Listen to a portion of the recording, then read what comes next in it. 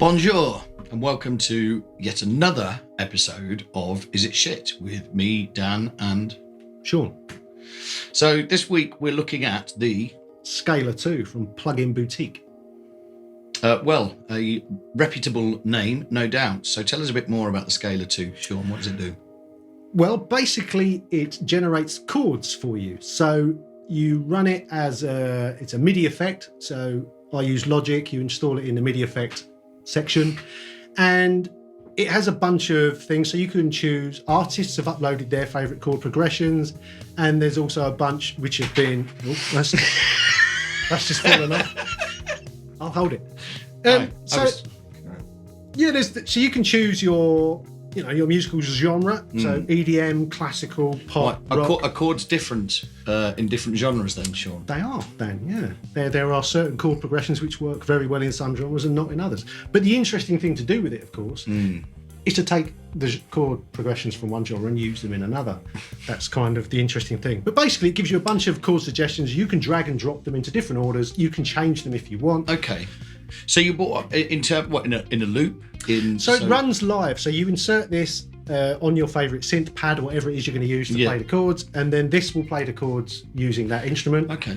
And when you found the progression you like, you export it. You just drag and drop it as a MIDI file onto the screen in Logic or Ableton or Pro Tools, whatever you're using, and then you can turn the plugin on. So, as a musician, what's the fucking point? What I used it for, I was doing an album. I'd probably got 8 or 9 tracks in, and I was just out of ideas for certain sections of songs. Getting from a verse to a chorus, I needed something to go between. I was out of ideas. Fired this up. It gave me a few progressions which worked, and that's kind of how I've used it. If you get stuck, you get writer's block, you just find yourself working in the same key all the time with the same chords. This will give you somewhere to go. Okay, but you can buy this. They have AI now, don't they? You can get this from websites. There are online providers of.